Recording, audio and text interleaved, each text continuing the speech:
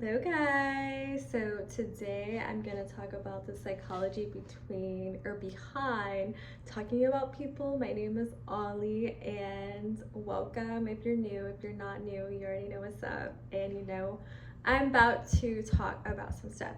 So I want to show you all this first, and it's my crochet because I have a hobby and I have a life.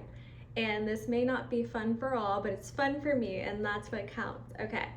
So I wanted to say this. When you're preoccupied and when you're busy and you have stuff to do, you do not have time to sit around and talk about people 24/7 and plot on their demise. There's two types of people in the world. There's people who go out and do things, and there's people who talk about the people who do things. So, which one do you want to be? I hope you guys want to be the proactive, because if you really think about it, every time you kind of bring something up, it's like, did you have the courage to do that? Can you do that? That's kind of how I think. So whenever I see myself, hi sweetie pie, but whenever I see myself kind of comparing or like looking at someone else and kind of being like, why are they doing that? They're so annoying. I'm like, wait, would I do that? Or am I mad? I break it down. So again, I mentioned this previously in my different videos. I basically can talk myself out of any emotion, and I think that's good because we're human, we can have these emotions, but I feel like it gets a little messy when people are constantly talking about the same thing, and honestly, it's very exhausting, and I feel like these people need more things to do. And I feel like the entertainment is people like me or other people that they see that are different or like to do things a different way.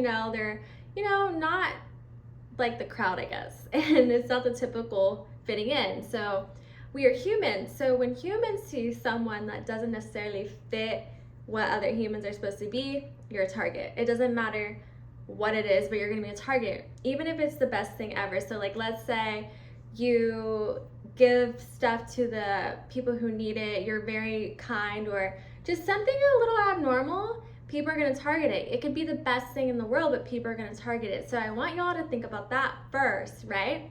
Yeah. So with that, I feel like these people have no life, and I feel like being around people like that will bring you down, because I feel like everyone has dreams and aspirations, and they want to get to that. And it's really hard to get to that when you're constantly talking about other people. It's like these people, if you actually look at them, they are not happy. Like, most of the time, these are the people who are constantly having a problem. They have a problem with everyone, and I'm not talking about the problems that just happen, right?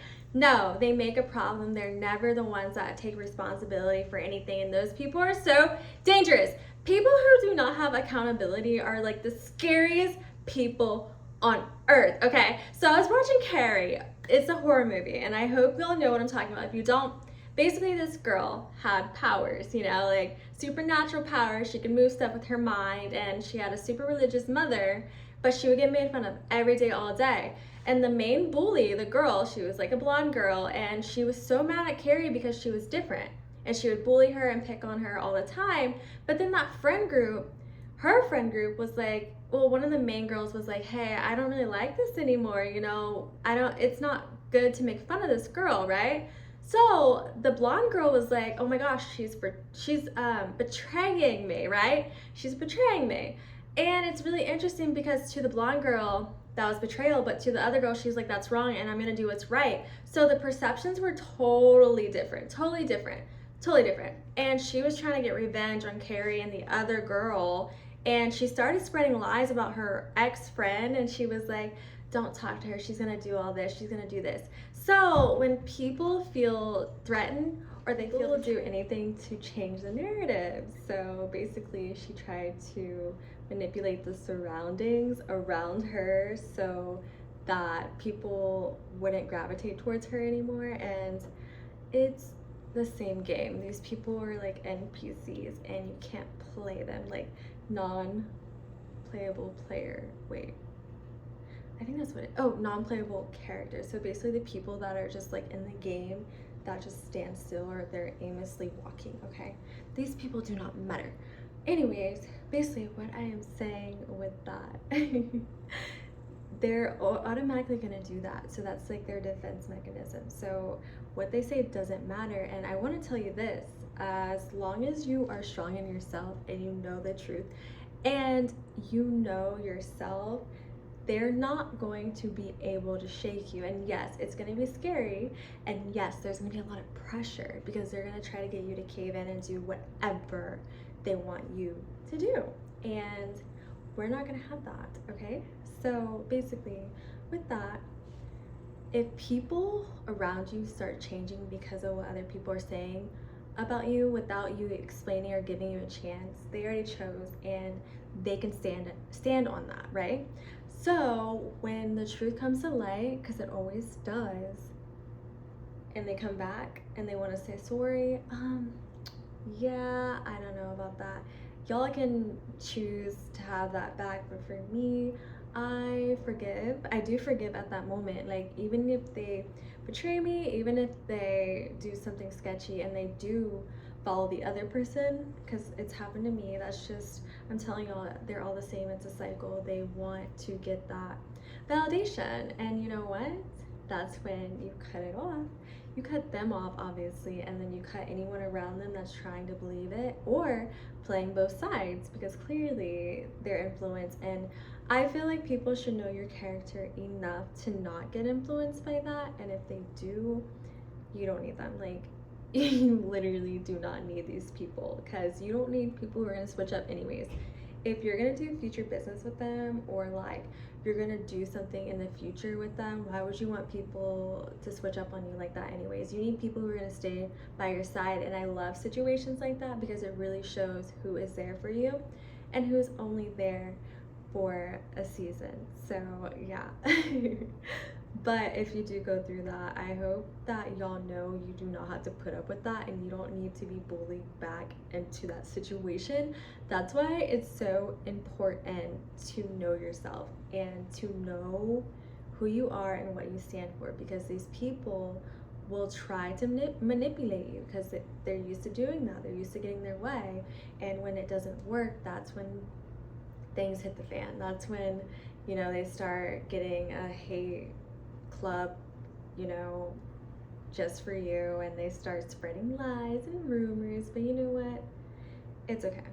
It's always going to be okay. And again, I feel like don't change your character, and if people ask, you can be honest, but at the same time, it's like, stay yourself. You're going to make new friends. You're going to find people where you don't have to explain over and over again with the situation or about the situation. So it's like, anyways, thank you, next. But these people don't have hobbies, and if they do, it's clearly not working that well, because again, these people are like doing this over and over again. That's just how they operate. That's how they work.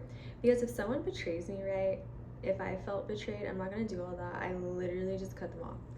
Like, I don't have that, oh my gosh, I can't believe they did that. And no, if they do that, okay, bet, you show me who you are and I'm gonna believe you. Like, okay, then I guess we're not meant to be, because I just feel like I feel like life is too short, and a lot of people are like, how come you're all happy all the time, or how come you're like this all the time? Well, I would say getting rid of people like that helps, and not being involved in stuff like that helps tremendously. Like, it's amazing. So I just feel like, that's why I'm at peace, because I don't allow certain things in my life. I have boundaries, and when you set boundaries, a lot of people like that don't like that, and they're not gonna like you because you're literally telling them no and everyone's telling them yes, and they're like, you're so mean. And it's like, dude, you're literally being mean to this person, and to them it's justified, but to you, you're like, I know what's right. And I feel like everyone knows what's right, and you should always try to do what's right. I'm not trying to be Mother Teresa or anything, but that's how you get good karma. That's how you get elevated. That's how you get what you want and need in life. It's the circle of life. It's how what you give out is what you give, and these people will never be satisfied because they're moving like that. And I hope that brings some peace, and I hope that relaxes someone's mind, oh, okay, this is like kind of off topic, but the whole hobby thing, Listen, one time I was out with my friends at Six Flags, and these guys were like, "Oh, are you talking to anyone?" I said, "No." They're like, "Oh, what do you do? Hobbies or something?" Yes. It's like that one Hannah Montana song where she's like, "I might even be a rock star." She's like, "I can," what did she say? "Try to practicing snowboard champion. I can fix a flat on your tire. I might even be." That's how I see it. If you're so busy, you're like, okay. And it goes with anything in life. It's like if you're waiting for someone to text back and you're not happy and you're attached to that, it's like, go do something. Go do something. Literally, go outside. Go hang out with your friends. You know, the world shouldn't revolve around one person, and that should not be your only validation. You should not be happy when they text you. You should not be sad when they don't text you, guys. Come on. You're better than that. But that's pretty much it. And thanks for watching if you got this far. My little love bug. Look at him. Okay, bye. Love you.